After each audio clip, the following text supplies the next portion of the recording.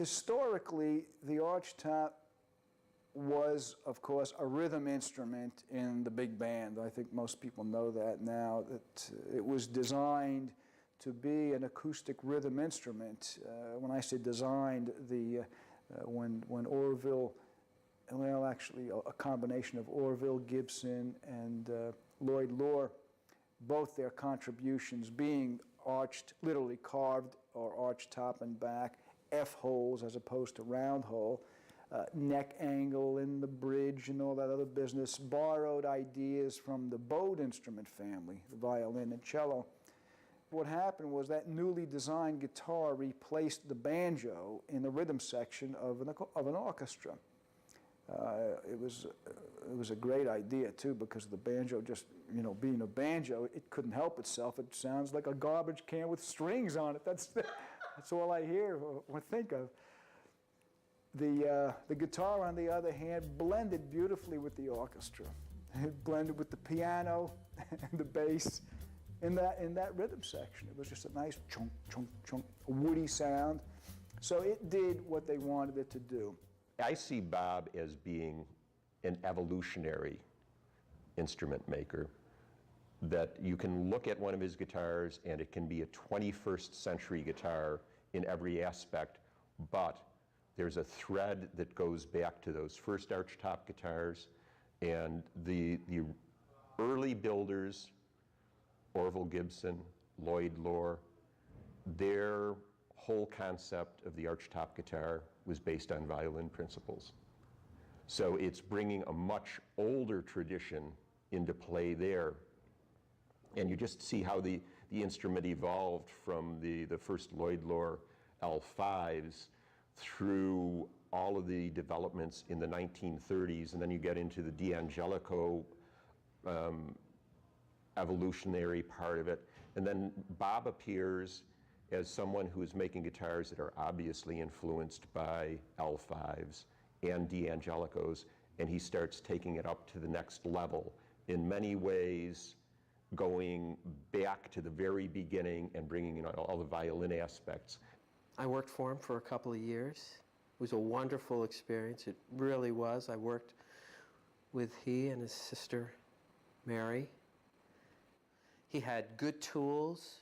He had a great work ethic. There was a clipboard hanging in front of my bench, so I knew what to do.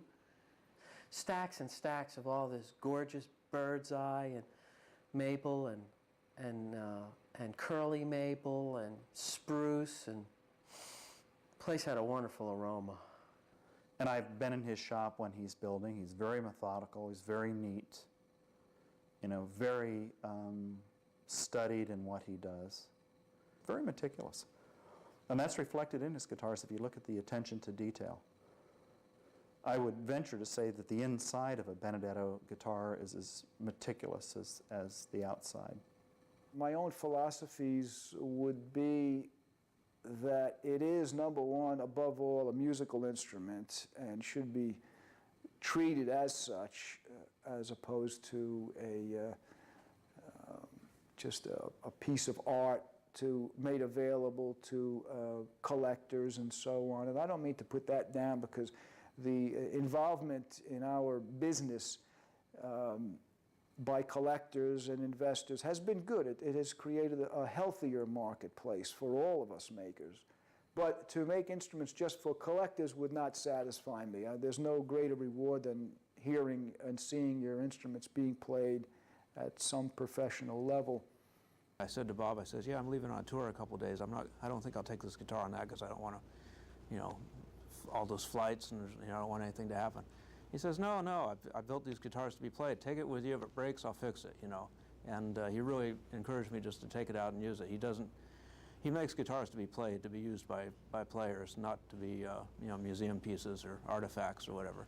With that in mind, when it comes to new designs or innovations and evolution of the instrument, I think the player should be foremost in our mind. What works for the player, what will make a better instrument, not just a different instrument. I mean, if we create a guitar with with some off-the-wall design. Well, like on an archtop guitar, there's no need for a double cutaway, as a simple example. If you were to put 2 cutaways on an archtop guitar, it's purely a cosmetic thing and has no bearing at all on playability. In fact, it would be detrimental to the sound of the instrument, probably. Things as simple and commonplace today as the adjustable truss rod, going way back to Gibson's early days when they innovated the adjustable truss rod, where you can tweak the straightness of a neck with a little simple turn of a nut. Wow, what a great idea that was. It was needed. It functioned, it served the purpose. The adjustable bridge, same thing. If action changes for any reason, climate or the instrument settling in, you have that fingertip adjustment. Something the player himself could do, not necessary to go to a repair shop and have a technician carve away at your bridge and changing things. And very understanding and very sympathetic to what we're doing. You know, it's our livelihood. We make a living playing that guitar.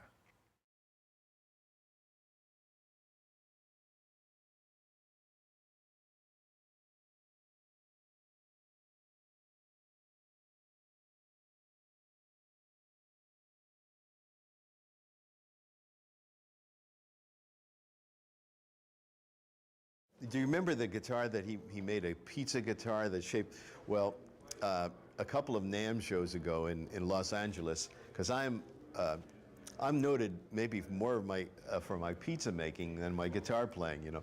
So I thought of this great idea. What we would do on the show is, without, unbeknownst to Bob, is say, you know, we were going to give him a special award. So what I did is I baked a guitar pizza, and it was like this big. I had to make it in 2 separate parts and put it together, and with pepperoni frets and, you know, and a mother of basil fingerboard. The pizza was a lot of fun. I mean, obviously it was a goof on the whole world. I have often been criticized as being too traditional. And I have been, but that's where the market was. That's how I was able to make a living, by making traditional guitars, all the while always toying with ideas of what to do to get people's attention or to make them laugh or make them wonder. So the pizza was made just to do that. It was, the body of the electric guitar in this case was made to look like a slice of pizza, which it did. I even used real garlic and oregano under the final coat of varnish to give it that look.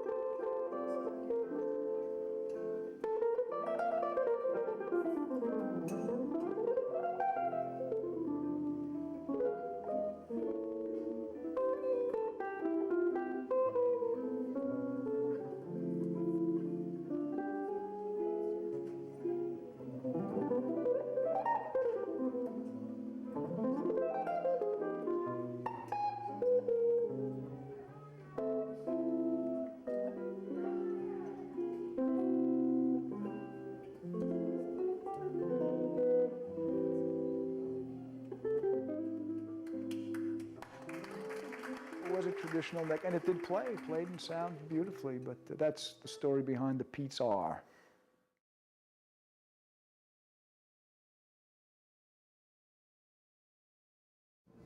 My background is in landscape architecture, and there is a drafting component, preparing plans, design, things like that. So that's where I have a background in producing drawings.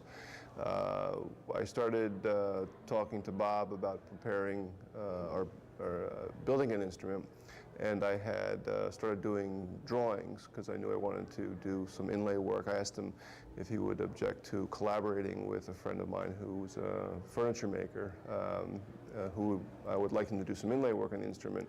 And Bob was open to it, so I started doing drawings for inlay design, and also I wanted to customize some of the components of the instrument. I always liked Bob's 7-string shape headstock. I wanted to customize the sound openings because it was going to have a floral design in the inlay, and I wanted to reflect that in the sound openings. So with that in mind, I started drawing full-scale drawings and reviewed them with him. And after meeting with him on a few occasions where I had a full-scale drawing roughed out of the design, he had mentioned, actually might have been Cindy who mentioned that, he frequently gets calls from people asking if he has blueprints. He has the book, he has the video on instrument construction, and he gets calls if he has full-size plans, which he didn't, and he had asked if I'd be interested in doing something like that, and I said sure. And he actually had a copy of some old blueprints of a D'Angelico instrument. And using that kind of as a benchmark as to what we were looking for, we talked about it, and I figured, maybe 4 to 6 weeks I could have some plans together for him. And he gave me an instrument to borrow to measure and make sure everything was accurate. Well, the long story is it took about 6 months to do, because as I met with him during the process, we would do some general details, and questions came up, well, we don't show this, it's not on the other plans, and we want to show this, and we thought, well, we probably should show it. And it just built on itself, where we ended up doing full details for almost the entire instrument, and that was not really what we set out to do, but it's what we ended up with, and it really stands on its own as far as being complete of all the construction components of the instrument.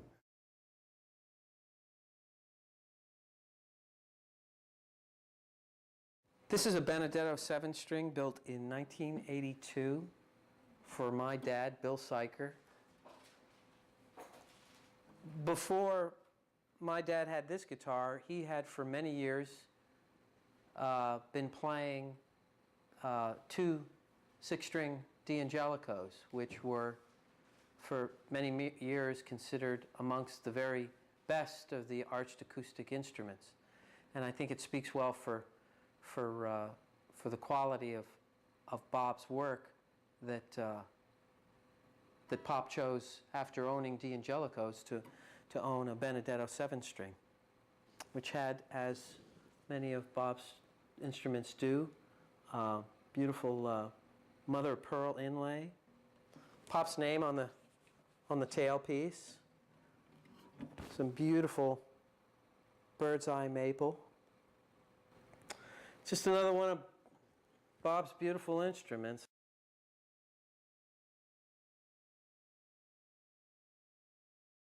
I sort of took it upon myself as my mission to celebrate the beginning of the modern archtop guitar, and who better than to celebrate it with than Bob Benedetto. So I came to him with this modest proposal. I said, here we are 75 years since the first L5 was made. Put yourself in the frame of mind that Lloyd Loar would be in 75 years hence. So make me your concept of a modern, non-cutaway L5 guitar. It's very light in weight. It's the first thing you notice when you pick it up. It probably weighs 60% of what a comparable vintage archtop guitar is going to weigh. And that lightness is very evident in the tone of the guitar. The guitar has a very clear, almost crystalline sound to it. Very responsive. That's one of the things that I think separates a great guitar from a good guitar, is as soon as you hit it with a pick or your fingers pluck the strings, the sound is there instantly. It's almost a palpable sensation. Balance is a major feature of all of Bob's guitars, that you can expect a note on any string, anywhere on the fingerboard, to have the same clarity and the same volume, the same quality of sound. Of course, the workmanship is impeccable. And again, the feel of the guitar, to play it, it feels like a modern guitar. Bob has really refined the feel of his necks. It's an exceptionally comfortable guitar to play. The guitar starts with an amber sunburst, and it just feathers out to sort of a nutty brown color. And of course, there's no binding on the guitar, and he just very skillfully, with the airbrush, implied that there's a binding around it, just the way he feathered in the shading on the guitar. That was, I think, probably the thing that delighted me the most, just in terms of the looks of the guitar. And like I say, of course, the sound, I was expecting a superb guitar. I got a superb guitar, and it gets better every day.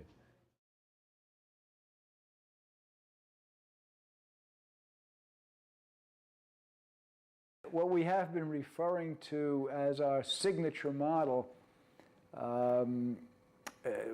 will certainly become or be one of the most unusual and special guitars I've ever made, for several reasons. Probably 50 or 60 reasons right now.